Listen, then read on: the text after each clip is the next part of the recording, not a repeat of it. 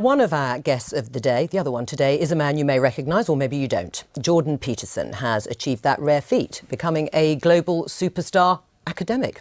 So how did he become so well known? He first came to national prominence in Canada in 2016 in a debate about new laws on gender identity. Bill C-16 made it an offence to refuse to call someone by their chosen gender pronoun. Jordan Peterson argued that this would infringe free speech, while some supporters of the bill said he was advocating prejudice. From there, his YouTube star took off, and he has now over 1 million subscribers. And his videos, where he talks everything from identity politics, which we've touched on, to the Bible, to Disney movies, have been viewed over 150 million times. Gosh, that's about the same number of viewers we have on this programme. Last year, he supported ex-Google employee James Damore, who had been fired for suggesting men and women have different interests due to biological differences. And his latest book, 12 Rules for Life, has taken him on a global tour promoting his ideas, and just this week he sold out the 1,000-seater Emmanuel Centre around the corner here in Westminster. So Jordan, you've done endless interviews, you've been publicising your book, and they've generated plenty of heated debate. No, I actually sold out the Apollo. It had 5,000 seats. All right, stop boasting. Do you think, though, because of the heat that has been generated, that your views have been misrepresented at times? Oh, definitely, but that's, you know, that's part and parcel of the process. I did take a very forceful stance, let's say, against some of the excesses of the radical left-wingers, and it's in their best interest to paint me as somehow a figure of the extreme right, because then I don't have to be contended with. But, I mean, it's easy for people's views to be oversimplified in a very large public debate. I mean, in terms of some of the issues, I mean, you say you've been painted as an extreme right-winger. No, some people have tried that. Not very successfully, but they've tried it. And you came to prominence in part over your opposition to this law that we just talked about in Canada, proposing the use of preferred pronouns for transgender people. Just for clarity... Mandating them. Yeah. Right. Saying that you should do it. No, that you had to do it. Right, you had to do it by law. But just for clarity, do you think a trans woman is a real woman? I don't really like the way those questions are formulated. You know, I don't know what that means. What do you mean a real woman? Well, I'm asking you, in your mind, you know, it depends what you think a real woman is, but do you think a trans woman is a woman? No. Why not?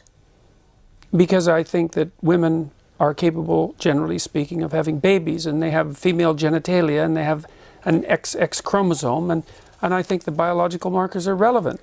Doesn't necessarily mean that I don't think that people should be treated with respect and dignity if they happen not to fit easily into a gender category. That's a different issue. Right. But it's a matter of definition. And I actually think it's a foolish argument in some sense. Because what do you mean by real?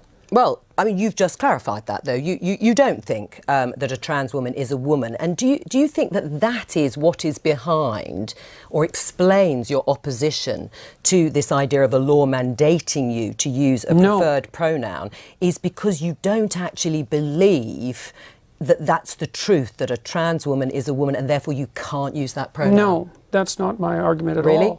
Yeah, really. My argument is that the government shouldn't compel voluntary speech. No, but I know what your argument is, and no, you've but made that's it very really clearly. it. No, but that's exactly it. There's no motivation behind. There's no motivation behind it. But you don't believe I wouldn't have put a woman. everything on my online in my life to take the stance I did unless I had thought that through very deeply. And I've thought it through very deeply. There aren't hidden motivations that have to do with some arbitrary prejudice against trans people. Okay. It's pure and simply this.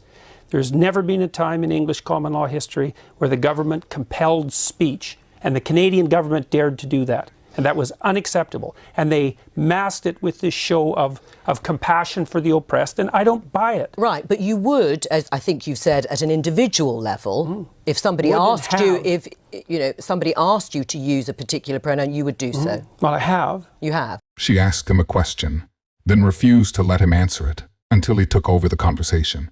And notice how, when he explained his answer, it went in one ear and out the other, and instead of responding to his answer, she made another assumption. Right, Yes. fine. Yes. Let's talk about feminism. Are you a feminist? No, not as it's currently defined, certainly not. No. Well, in any other definition?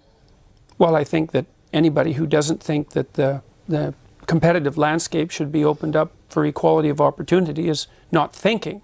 And so everyone's interests are better served if people have as equal access to opportunity to display their talents and to manifest their talents in the world as possible.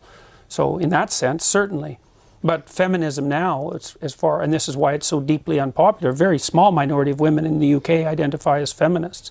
And the reason for that is it's primarily become an ideological weapon.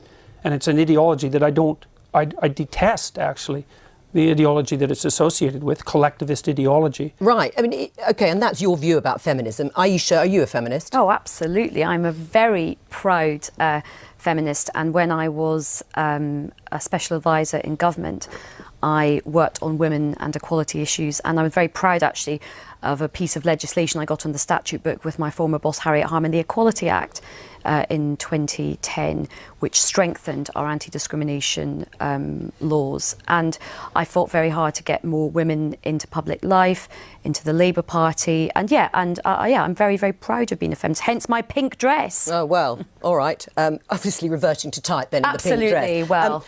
You would like men to regain or reclaim their strength physically, mentally and morally. Is that broadly correct? I would say morally, fundamentally, but I think the other things go along with that. Right, and if that But it isn't men precisely who I'm speaking to. It's people. I'm a clinical psychologist. I'm actually interested in individuals, and I'm interested in their fortification against tragedy. You know, every time I do an interview, the interview is always political. It's always political. Well, the clue is in the title of this programme. We are the Daily Politics. No, fair enough. No, look, fair enough. And I'm not casting aspersions at this programme, but the fundamental news that's important about what I'm doing isn't the political element. And the people who talk to me don't talk politically. They say they've watched my lectures. But part of it is that I think for a lot of people the kind of personal does become the political. Or the political becomes the personal. Yeah, and I think in terms of but in this situation, a lot of people are wrong, because primarily what's happening is people are watching my lectures, and as a consequence, their lives are improving dramatically. Oh, I'm sure they are. I'm sure people are have had a huge conversion after, and they're much happier once they've been. It's not a conversion. But what I would like to do is kind of almost. I think at the moment the discussion about feminism is very divisive, and sometimes it can sort of be like, okay, men have to lose and women have to gain. Actually, everybody has a lot to gain by greater equality. Now, whether you get the equality of outcome that you want, I think only time will tell. But certainly, equality of opportunity is very important. And actually, we can agree on that. And a lot of men would benefit from that. So I think a lot of men are having a lot of crises at the moment in terms of mental health, suicide issues, their own sense of identity, because I think some of the stereotypes put on men are quite limiting for them as well. I think they make men quite unhappy as well. The devil's in the details with regards to equality, because I'm an advocate of equality of opportunity. But I think the idea outcomes, that's an appalling doctrine. Why? All right. Well, because you have to produce an unbelievably potent bureaucracy to make the ever greater and ever finer distinctions that are necessary to enforce equality of outcome. How many group differences are you going to equalize across? Is it just gender and sex? How many genders? No, gender and ethnicity? How many genders? I think how many ethnicities? How many races? We'll let Aisha answer. I think what people are trying to do with this, and certainly as somebody who has sought to sort of do this myself, I think you set yourself ambitions for what you would like to see, and then you try and remove as many of the structural barriers and obstacles. So you try and create that fair crack of the whip and that equality of opportunity to see where you get to with the outcomes. That's now, fine. We are in very early stages. It's only 100 years since women got the vote in this country. We have had a long established patriarchal society and set up for a long time in the world in this country. So I think we have a long way to go to see where it plays out. There is no country in the world where we really do have gender equality properly yet in terms of real decision making and real some of the power. Scandinavian countries maybe, but they're still not quite there, and I think you've spoken a lot about this. There's still a way to go in Scandinavia. Things are not perfect in Scandinavia. I haven't spoken about that specifically. I've spoken about you spoke about the right stuff yesterday. You talked about the Scandinavia. I've spoken about the fact that, see, one of the things that's happened in the analysis of the differences between men and women is that the social constructionist claim is that the differences are socially constructed, right? Is that it's a consequence of environment that men and women differ.